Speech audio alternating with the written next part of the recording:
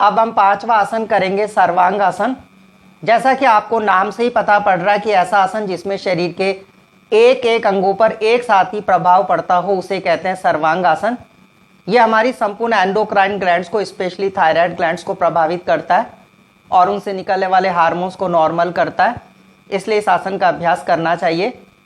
दोनों हाथों को आप अंडर दी हिप्स रखेंगे और उसके बाद दोनों पैरों को आपस में मिला लें।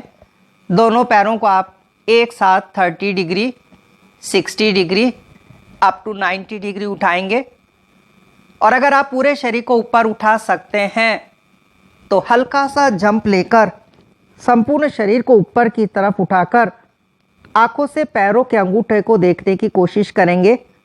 कुछ क्षणों के लिए आप इसी प्रकार की स्थिति में रुके रहेंगे, हाथों से कमर को पकड़े रहेंगे और अब बिना झटका लगाए हुए जिस प्रकार से आप गए थे उसी प्रकार से कमर को सपोर्ट लेते हुए हाथों से और बहुत धीरे धीरे हाथों को ज़मीन पर रखकर पंजों को नीचे की ओर खींचते हुए वही आप 60 डिग्री, 30 डिग्री और उसके बाद नॉर्मल आकर विश्राम करेंगे।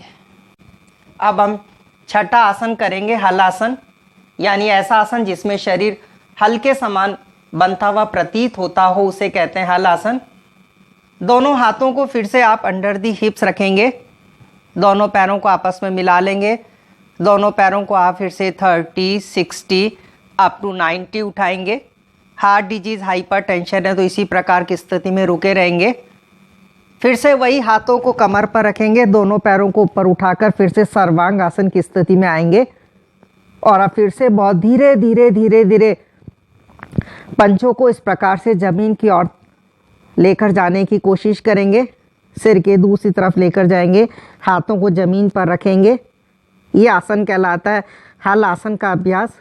स्वाभाविक श्वास प्रश्वास के साथ इस प्रकार की स्थिति में रुके रहेंगे और उसके बाद फिर से हाथों को कमर पर रखेंगे और अब फिर से आप जिस प्रकार की स्थिति से गए थे लौटकर वापस ही उसी प्रकार की स्थिति में आएंगे, यानी फिर से आप सर्वांग आसन की स्थिति में आ जाएंगे और उसके बाद फिर से कमर को बिना झटका लगाए हुए बहुत धीरे इस प्रकार से हाथों को पृथ्वी तल पर रखेंगे, पंजों को नीचे की ओर खींचते हुए पैरों को ज़मीन पर लेकर आकर फिर से विश्राम की स्थिति में आ जाएंगे। अब हम पेट के बल लेटकर किए जाने वाले आसनों में करेंगे भुजंग आसन, जो कि हाइपोथायराइडिज्म के लिए महत्वपूर्ण आसन है। दोनों हथेलियों को कंधों के ठीक नीचे रखेंगे, हथेलियां ज़मीन की ओर चिपकी हुई होंगी और अब सिर्फ नाभि से ऊपर के हिस्से को उठाकर दृष्टि आसमान की तरफ रखेंगे। कोहनी कमर के पास रखेंगे, नाभि ज़मीन पर। कुछ क्षणों के लिए इसी प्रकार की स्थिति में रुके रहेंगे और अब बदल कर एड़ियों को इस प्रकार से देखने की कोशिश करेंगे। जितना हो सके लेफ़्ट तो जितना हो सके ठीक राइट करने की कोशिश करेंगे। 3 से 5 बार आपको इस प्रकार से लेफ़्ट एंड राइट टर्न करना है और उसके बाद फिर से आहिस्ता बिना झटका लगाए हुए इस प्रकार की स्थिति में आ जाएंगे।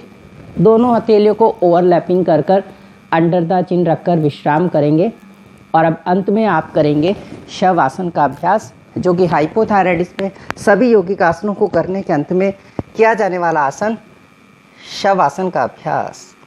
तो इस प्रकार से आपको मैंने अभी इन वीडियोस में थायराइड ग्रंथि के रोग हाइपोथायराइडिज्म में, जिसमें शरीर की सामान्य रूप से क्रियाशील थायराइड ग्रंथि के भागों के प्रति इतनी अधिक एंटीबॉडीज उत्पन्न हो जाती है जिससे कि इनके टिश्यूज़ की क्षति होने लग जाती है, जिससे मानसिक व शारीरिक क्रियाएं शिथिल होने लग जाती है, मेटाबॉलिक रेट कम हो जाती है। ऐसे रोग के रोकथाम एवं निवारण हेतु उपाय में मैंने आपको बूस्टर डोज प्लान के अंतर्गत आहार चिकित्सा और कुछ थेराप्यूटिक्स यौगिक आसनों का अभ्यास बताया। मैं पूर्ण विश्वास के साथ ये कह सकता हूँ कि यह उपाय निश्चित रूप से थायराइड ग्रंथि के रोग हाइपोथायराइडिज्म के रोकथाम एवं निवारण हेतु मील का पत्थर सिद्ध होंगे और राष्ट्रीय स्वास्थ्य सेवा का अभिन्न अंग बनने में सहयोगी होंगे। ऐसी मेरी शुभकामनाएं आप सभी के साथ हैं।